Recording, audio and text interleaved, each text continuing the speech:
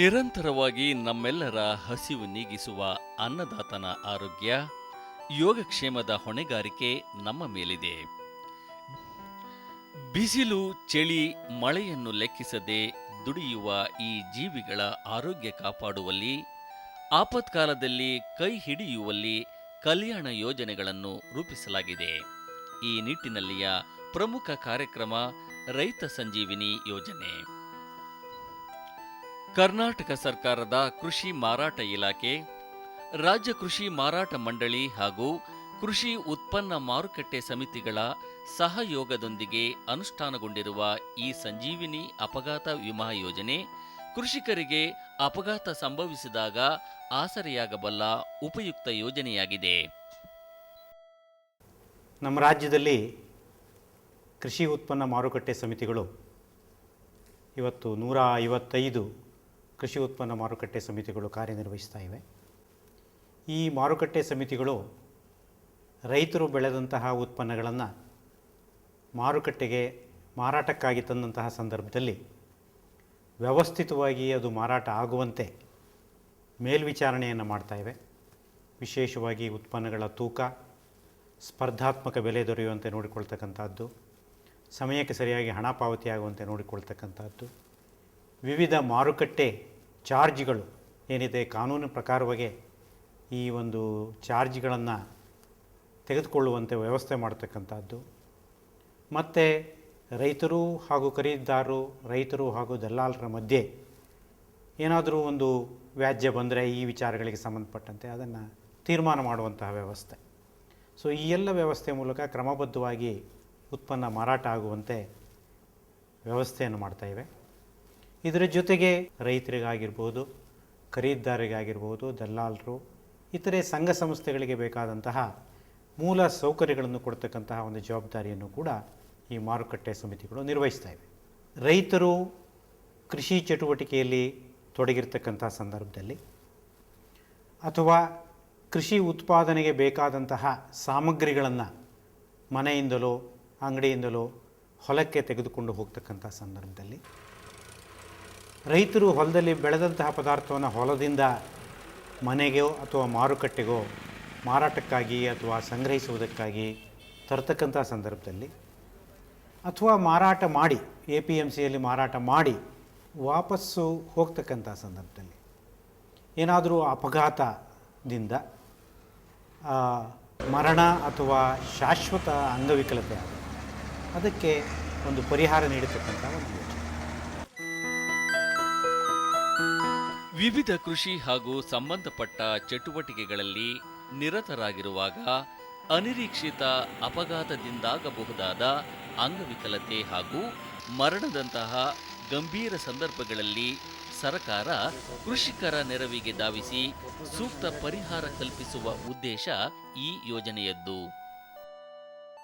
ಇದರಲ್ಲಿ ಉತ್ಪಾದನೆಗೆ ಸಂಬಂಧಪಟ್ಟಂತೆ ಅಂದರೆ ವಿಶೇಷವಾಗಿ ಬಿತ್ತನೆ ಮಾಡೋದಿರ್ಬೋದು, ಗೊಬ್ಬರ ಹಾಕ್ತಕ್ಕಂಥದ್ದಿರ್ಬೋದು, ಕ್ರಿಮಿಕೀಟ ನಾಶಕಗಳನ್ನು ಸಿಂಪಡಣೆ ಮಾಡ್ತಕ್ಕಂಥದ್ದಿರ್ಬೋದು, ಅಥವಾ ಬೆಳೆದ ನಂತರ ಅದನ್ನು ಒಕ್ಕಲು ಮಾಡ್ತಕ್ಕಂಥದ್ದಿರ್ಬೋದು, ಚೀಲಕ್ಕೆ ತುಂಬತಕ್ಕಂಥದ್ದಿರ್ಬೋದು, ಸಾಗಾಣಿಕೆ ಮಾಡಿಕೊಂಡು ಮನೆಗೋ ಅಥವಾ ಮಾರ್ಕೆಟ್ಗೋ ತರ್ತಕ್ಕಂಥದ್ದಿರ್ಬೋದು, ಈ ಎಲ್ಲ ಚಟುವಟಿಕೆಗಳು ಕೂಡ ಈ ಒಂದು ಯೋಜನೆಯ ವ್ಯಾಪ್ತಿಗೆ ಬರ್ತವೆ.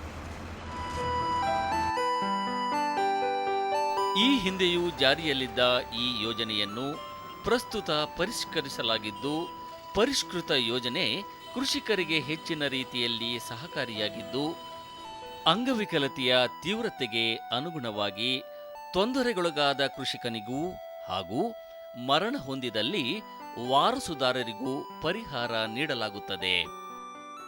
ಇದರಲ್ಲಿ 1996-97ರಿಂದಲೇ ಈ ಯೋಜನೆಯನ್ನು ನಾವು ಜಾರಿಗೆ ತಂದಿದ್ದೇವೆ.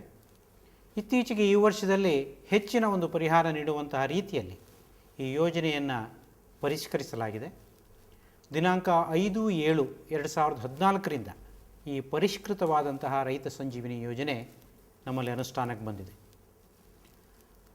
ಈ ಯೋಜನೆಯಲ್ಲಿ ಏನು ಪರಿಹಾರ ಸಿಗ್ತದೆ ಹಾಗೆ ಅಂತಾದರೆ, ರೈತರು ಮತ್ತು ರೈತ ಕುಟುಂಬದವರು ಕೃಷಿ ಚಟುವಟಿಕೆ ಅಥವಾ ಇನ್ನಿತರೆ ಈಗಾಗಲೇ ನಾನು ಏನು ಹೇಳಿದ್ದೀನಲ್ಲ ಆ ಚಟುವಟಿಕೆಯಲ್ಲಿ ತೊಡಗಿರತಕ್ಕಂಥ ಸಂದರ್ಭದಲ್ಲಿ ಅಕಸ್ಮಾತಾಗಿ ಸಾವು ಸಂಭವಿಸಿದರೆ ಅಥವಾ ಶಾಶ್ವತ ಅಂಗವಿಕಲತೆ ಆದರೆ ಪರಿಹಾರ ನೀಡ್ತಕ್ಕಂಥದ್ದು.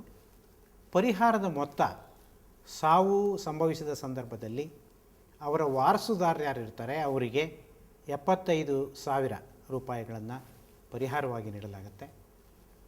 ಶಾಶ್ವತ ಅಂಗವಿಕಲತೆ ಆದಲ್ಲಿ ಅದರಲ್ಲಿ ಅಂಗವಿಕಲತೆಯ ಪ್ರಮಾಣಕ್ಕೆ ಅನುಗುಣವಾಗಿ, ಉದಾಹರಣೆಗೆ ಯಾವುದೋ ಔಷಧಿ ಸಿಂಪಡಣೆ ಮಾಡ್ತಾ ಇರ್ತಾರೆ ಗಿಡಗಳಿಗೆ ಅಥವಾ ಬೆಳೆಗಳಿಗೆ, ಕಣ್ಣಿಗೆ ಬಿದ್ದು 2 ಕಣ್ಣು ಹೋಗ್ಬೋದು. ಸೊ 1 ಕಣ್ಣು ಹೋದರೆ 15,000, 2 ಕಣ್ಣು ಹೋದರೆ 30,000 ಹಾಗೆ ಅಂಥೇಳಿ. ಅದೇ ರೀತಿ ಈಗ ತೆಂಗಿನ ಮರ ಹತ್ತಿರ್ತಾರೆ, ತೆಂಗಿನಕಾಯಿ ಕೆಡಗಬೇಕು ಹಾಗೆ ಅಂಥೇಳಿ, ಅಥವಾ ಇನ್ನೇನೋ ಮಾಡ್ತಕ್ಕಂಥ ಇರುವ ಸಂದರ್ಭದಲ್ಲಿ ಬಿದ್ದು ಕೈ ಕಾಲು ಮುರಿದು ಹೋಗ್ಬೋದು.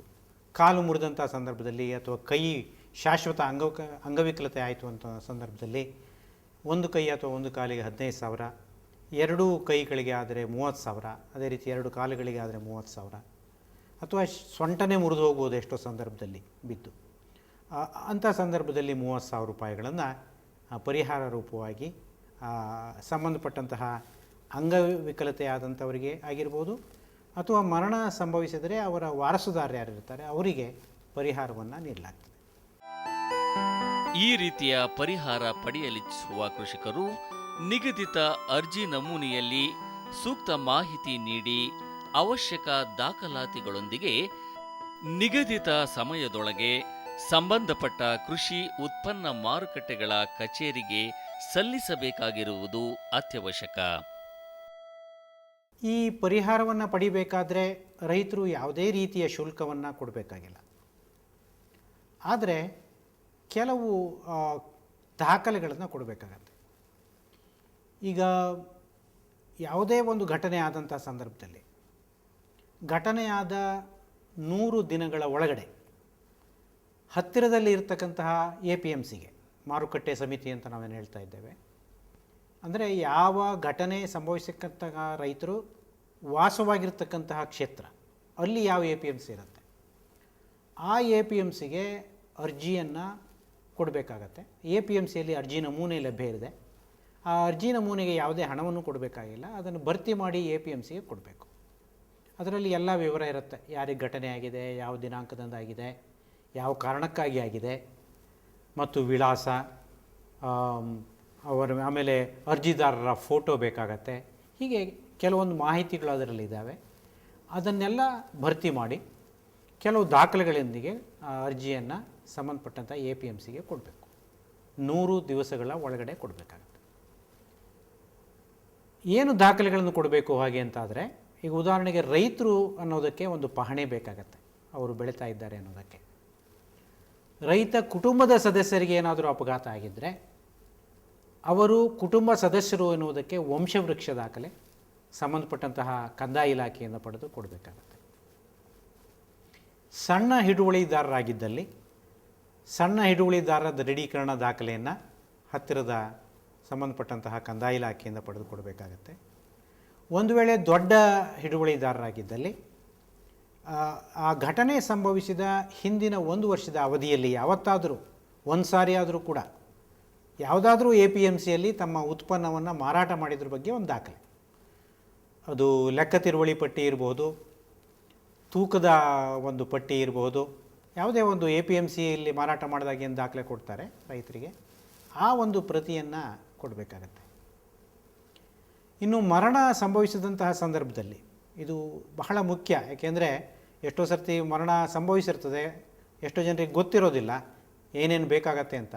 ಮರಣ ಸಂಭವಿಸಿದ ಸಂದರ್ಭದಲ್ಲಿ ಒಂದು ಪೊಲೀಸ್ ವರದಿ ಮತ್ತು ಎರಡನೇದಾಗಿ ಶವ ತನಿಖಾ ವರದಿ ಅತಿ ಅವಶ್ಯಕ. ಸೊ ಆದ್ದರಿಂದ ಈ ಘಟನೆ ಆಗಬಾರ್ದು, ಆಗಬೇಕು ಅಂತ ನಾವು ಯಾವಾಗಲೂ ಕೂಡ ಅಪೇಕ್ಷೆ ಪಡೋದಿಲ್ಲ. ಅಕಸ್ಮಾತ್ ಆಗೋಯ್ತು ಅಂತ ಆದರೆ ಹತ್ತಿರದಲ್ಲಿ ತಕ್ಷಣ ಸಂಬಂಧಪಟ್ಟಂತಹ ಪೊಲೀಸ್ ಠಾಣೆಗೆ ವರದಿ ಮಾಡಿ ಈ ಥರ ಘಟನೆ ಆಗಿದೆ ಅಂಥೇಳಿ ಅವರಿಗೆ ದಾಖಲಾತಿ ಮಾಡಬೇಕು. ಯಾಕೆಂದರೆ ಮಹಜರ್ ಮಾಡಬೇಕಾಗತ್ತೆ, ಅದಕ್ಕೆ ಕೆಲವರೆಲ್ಲ ವಿಟ್ನೆಸ್ ಕೊಡಬೇಕಾಗತ್ತೆ. ಅದನ್ನೆಲ್ಲ ಮಾಡಿಕೊಂಡು ಆ ಪ್ರಕ್ರಿಯೆಯನ್ನು FIR ದಾಖಲು ಮಾಡ್ತಾರೆ, ಅದನ್ನೆಲ್ಲ ಮಾಡ್ಕೊಳ್ತಾರೆ. ಸೊ ಅದನ್ನು ಸಂಬಂಧಪಟ್ಟಂಥ ಪೊಲೀಸ್ ಠಾಣೆಗೆ ವರದಿ ಮಾಡಬೇಕಾಗತ್ತೆ. ಅವರು ಪೊಲೀಸ್ ವರದಿಯನ್ನು ತಯಾರು ಮಾಡ್ತಾರೆ. ಇದಾದ ನಂತರ ಮರಣ ಆದಂಥ ಸಂದರ್ಭದಲ್ಲಿ ಶವ ತನಿಖಾ ವರದಿ, ಹತ್ತಿರದಲ್ಲಿ ಇರತಕ್ಕಂತಹ ಯಾವುದೇ ಸರ್ಕಾರಿ ಆಸ್ಪತ್ರೆ ಅಲ್ಲಿ ಅದನ್ನು ಶವ ತನಿಖೆಯನ್ನು ಮಾಡಿ ಸರ್ಕಾರಿ ವೈದ್ಯರು, ಆ ಒಂದು ಆಸ್ಪತ್ರೆಯ ಮುಖ್ಯಸ್ಥರು ಯಾರಿರ್ತಾರೆ ಅವರಿಂದ ಒಂದು ದೃಢೀಕರಣ ದಾಖಲೆ ಬೇಕಾಗುತ್ತೆ. ಸೊ ಇದು ಮರಣ ಸಂಭವಿಸಿದಂಥ ಸಂದರ್ಭದಲ್ಲಿ. ಇನ್ನು ಶಾಶ್ವತ ಅಂಗವಿಕಲತೆ ಆದರೆ ಘಟನೆಯಾದ ನಂತರ ಶಾಶ್ವತ ಅಂಗವಿಕಲತೆ ಆಗಿತ್ತು ಆ ಒಂದು ಘಟನೆ ಸಂದರ್ಭದಲ್ಲಿ ಅಥವಾ ಆಗಿದೆ ಆ ಘಟನೆಯಿಂದಾಗಿ ಅನ್ನೋದ್ರ ಬಗ್ಗೆ ಯಾವುದೇ ಸರ್ಕಾರಿ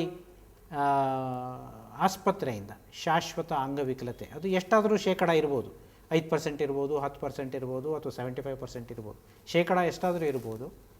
ಆದರೆ ಒಂದು ದಾಖಲೆ ಶಾಶ್ವತ ಅಂಗವಿಕಲತೆ ಎನ್ನುವಂತಹ ಪದವನ್ನು ಬಳಸಿದಂತಹ ಒಂದು ದಾಖಲೆ ಸಂಬಂಧಪಟ್ಟಂತಹ ಆಸ್ಪತ್ರೆಯಿಂದ ಪಡೆದು ಕೊಡಬೇಕಾಗುತ್ತೆ. ಆ APMC ಅಧ್ಯಕ್ಷರು, ಉಪಾಧ್ಯಕ್ಷರು, ಸ್ಥಳೀಯ ವೈದ್ಯರು, ಕಾರ್ಯದರ್ಶಿ ಇರತಕ್ಕಂಥ ಒಂದು ಸಮಿತಿ ಇರುತ್ತೆ. ಪ್ರತಿ ತಿಂಗಳು ಸಭೆ ಸೇರಿ ಆ ಎಲ್ಲ ಬರ್ತಕ್ಕಂಥ ಅರ್ಜಿಗಳನ್ನು ಪರಿಶೀಲನೆ ಮಾಡಿ ಅದು ಯೋಗ್ಯ ಇದೆ ಹಾಗೆ ಅಂತಾದರೆ, ಎಲ್ಲ ದಾಖಲೆಗಳಿವೆ, ಕಾನೂನು ಪ್ರಕಾರವಾಗಿ ಸರಿಯಾಗಿದೆ ಅಂತಾದರೆ ಅದಕ್ಕೆ ಶಿಫಾರಸು ಮಾಡಿ ರಾಜ್ಯ ಕೃಷಿ ಮಾರಾಟ ಮಂಡಳಿಯ ವಿಭಾಗೀಯ ಕಚೇರಿಗಳಿಗೆ ಕಳಿಸಿಕೊಡ್ತಾರೆ. ವಿಭಾಗೀಯ ಕಚೇರಿಯಲ್ಲಿ ಅದನ್ನು ಪುನಃ ಪರಿಶೀಲನೆ ಮಾಡಿ ಅದಕ್ಕೆ ಪರಿಹಾರವನ್ನು ಚೆಕ್ ರೂಪದಲ್ಲಿ ಸಂಬಂಧಪಟ್ಟಂತಹ ಯಾರು ಅರ್ಜಿದಾರಿದ್ದಾರೆ ಅವರ ಹೆಸರಿಗೆ ಚೆಕ್ ಬರೋದು ತಕ್ಷಣ APMC ಮೂಲಕ ಅವರಿಗೆ ಕೊಡ್ತಕ್ಕಂಥ ವ್ಯವಸ್ಥೆಯನ್ನು ಮಾಡಲಾಗುತ್ತೆ. ನಿಗದಿತ ಸಮಯದಲ್ಲಿ ಸ್ವೀಕರಿಸಿದ ಅರ್ಜಿಗಳನ್ನು ಆದಷ್ಟು ಶೀಘ್ರದಲ್ಲಿ ಪರಿಶೀಲಿಸಿ ಸೂಕ್ತ ಕ್ರಮ ಕೈಗೊಳ್ಳುವ ಪಾರದರ್ಶಕ ವ್ಯವಸ್ಥೆಯನ್ನು ಇಲಾಖೆ ಕಲ್ಪಿಸಿದ್ದು, ಈಗಾಗಲೇ ಪರಿಹಾರಗಳನ್ನು ನೊಂದ ಕೃಷಿಕರಿಗೆ ನೀಡಲಾಗಿದೆ. ಈ ಒಂದು ರೈತ ಸಂಜೀವಿನಿ ಯೋಜನೆಯನ್ನು ಸಕಾಲ ಯೋಜನೆಯ ವ್ಯಾಪ್ತಿಗೂ ಕೂಡ ಇದನ್ನು ತರಲಾಗಿದೆ. ಹಾಗಾಗಿ ಆದಷ್ಟು ಬೇಗ ಪರಿಹಾರ ಎಲ್ಲ ಒಂದು ಏನು ಸಂಕಷ್ಟಕ್ಕೆ ಒಳಗಾಗಿದ್ದಾರೆ, ತೊಂದರೆಗೊಳಗಾಗಿದ್ದಾರೆ ಅಂತ ರೈತ ಕುಟುಂಬಕ್ಕೆ ಸಿಗಬೇಕು ಹಾಗೆ ಅಂಥೇಳಿ ದಿನಾಂಕವನ್ನು ನಿಗದಿ ಮಾಡಿದ್ದಾರೆ. ಹಾಗಾಗಿ 100 ದಿವಸಗಳ ಒಳಗಡೆ ಎಲ್ಲ ದಾಖಲೆ ಬೇಕು ಅಂತ ಹೇಳಿದಾಗ ಎಲ್ಲ ರೈತ ಇವರು ಕೂಡ ಆ ಥರ ಘಟನೆ ಆದಂಥ ಸಂದರ್ಭದಲ್ಲಿ ಅಷ್ಟು ದಿನಗಳ ಒಳಗಡೆನೇ ದಾಖಲೆಯನ್ನು ಸಂಬಂಧಪಟ್ಟಂಥ APMCಗೆ ಕೊಡಬೇಕು. ಆ APMCಯವರು 30 ದಿವಸಗಳ ಒಳಗಾಗಿ ಎಲ್ಲ ದಾಖಲೆಗಳನ್ನು ಪರಿಶೀಲನೆ ಮಾಡಿ ಸಂಬಂಧಪಟ್ಟಂಥ ಮಂಡಳಿಯ ವಿಭಾಗೀಯ ಕಚೇರಿಗೆ ಕಳಿಸಿಕೊಡಬೇಕು. ಸಂಬಂಧಪಟ್ಟಂಥ ವಿಭಾಗೀಯ ಕಚೇರಿಗಳು 10 ದಿನಗಳ ಒಳಗಾಗಿ ಅವರಿಗೆ ಸ್ವೀಕಾರ ಆದ ನಂತರ ಏನು ಅರ್ಜಿ ಮತ್ತು ದಾಖಲೆಗಳು ಸ್ವೀಕಾರವಾದ 10 ದಿನಗಳ ಒಳಗಾಗಿ ಆ ಎಲ್ಲ ಪರಿಹಾರವನ್ನು ಕೊಡ್ತಕ್ಕಂಥದ್ದು. ಅಥವಾ ಒಂದು ವೇಳೆ ಅದು ಬರೋದಿಲ್ಲ, ಒಂದು ಯೋಜನೆಯ ವ್ಯಾಪ್ತಿಗೆ ಬರೋದಿಲ್ಲ, ಕಾನೂನು ವ್ಯಾಪ್ತಿಗೆ ಬರೋದಿಲ್ಲ ಅಂತಾದರೆ ಅದನ್ನು ತಿರಸ್ಕರಿಸ್ತಕ್ಕಂಥದ್ದು, ಅದನ್ನು ಕ್ರಮಬದ್ಧವಾಗಿ ಸಮಯಕ್ಕೆ ಸರಿಯಾಗಿ ಮಾಡಬೇಕು ಎನ್ನುವಂಥದ್ದು ಕೂಡ ಇವತ್ತು ಎಲ್ಲರೂ ಪಾಲಿಸಬೇಕಾಗಿದೆ.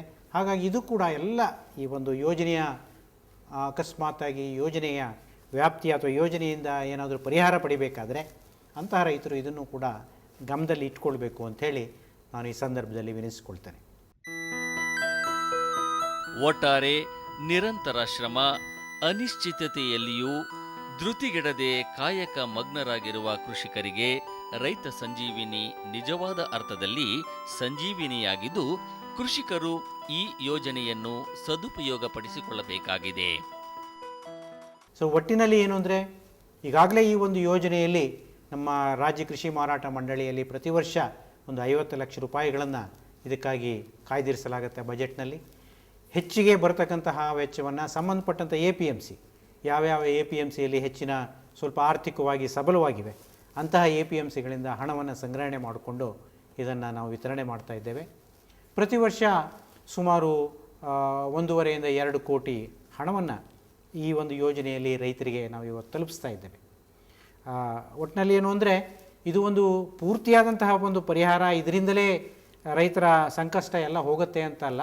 ಆದರೆ ನಮ್ಮಲ್ಲಿರ್ತಕ್ಕಂತಹ ಒಂದು ಸಂಪನ್ಮೂಲದ ಒಂದು ಮಿತಿಯಲ್ಲಿ ಒಂದು ಪರಿಹಾರ, ಒಂದು ಕಷ್ಟದಲ್ಲಿರ್ತಕ್ಕಂಥ ರೈತರಿಗೆ ಒಂದು ಪರಿಹಾರವನ್ನು, ಸಾಧ್ಯವಾದಷ್ಟು ಪರಿಹಾರವನ್ನು ಕೊಡಬೇಕು ಮತ್ತು ಸಮಯಕ್ಕೆ ಸರಿಯಾಗಿ ಅದನ್ನು ತಲುಪಿಸಬೇಕು ಅನ್ನುವಂಥ ದೃಷ್ಟಿಯಿಂದ ಈ ಒಂದು ಯೋಜನೆಯನ್ನು ಇವತ್ತು ಈ ರಾಜ್ಯ ಕೃಷಿ ಮಾರಾಟ ಮಂಡಳಿಯು ಸಂಬಂಧಪಟ್ಟಂಥ ಮಾರುಕಟ್ಟೆ ಸಮಿತಿಗಳು ಹಾಗೂ ಇಲಾಖೆಯ ಮೂಲಕ ಅನುಷ್ಠಾನಗೊಳಿಸ್ತಾ ಇದೆ. ಯಾವುದೇ ಒಂದು ಘಟನೆ ರೈತರಿಗೆ ಇದು ಆಗಬೇಕು ಅಂತ ನಾವು ಬಯಸೋದಿಲ್ಲ. ಆದರೆ ಅಕಸ್ಮಾತ್ ಆಗಿ ಹೋಗಿದ್ದರೆ ಅದಕ್ಕೇನು ಮಾಡಲಿಕ್ಕೆ ಸಾಧ್ಯ ಇಲ್ಲ. ಅಂಥ ಸಂದರ್ಭದಲ್ಲಿ ಸಾಧ್ಯವಾದಷ್ಟು ಪರಿಹಾರ ಏನಿದೆಯಲ್ಲ ಇದನ್ನು ಮಾತ್ರ ಎಲ್ಲ ರೈತರು ಪಡ್ಕೊಳ್ಬೇಕು ಅಂಥೇಳಿ ಮತ್ತೊಮ್ಮೆ ನಾನು ತಮ್ಮಲ್ಲಿ ವಿನಂತಿ ಮಾಡಿಕೊಡ್ತೇನೆ.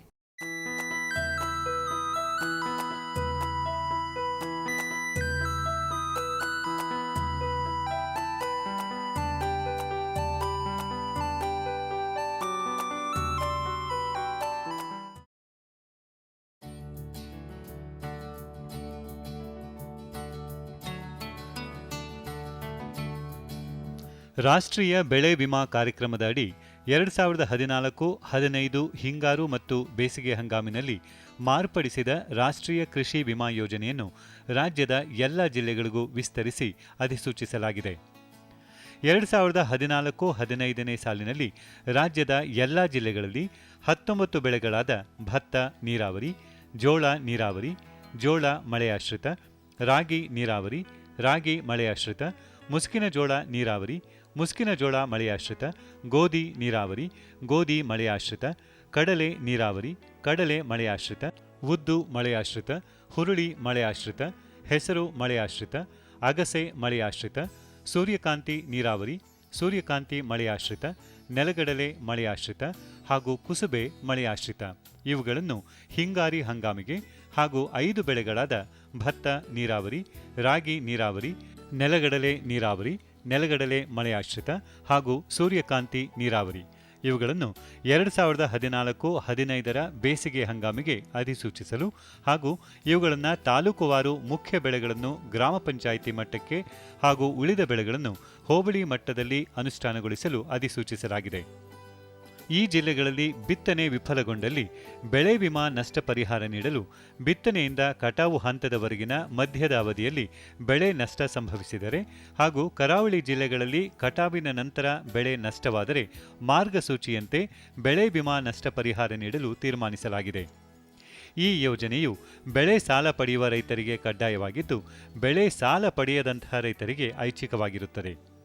ಈ ಯೋಜನೆಯಡಿಯಲ್ಲಿ ಬೆಳೆ ಸಾಲ ಪಡೆಯದ ರೈತರು ಅಂದಾಜು ಬೆಳೆ ಬಿತ್ತನೆ ಆಧಾರದ ಮೇಲೆ ಬಿತ್ತನೆ ಪೂರ್ವದಲ್ಲೇ ಪಾಲ್ಗೊಳ್ಳಬಹುದು.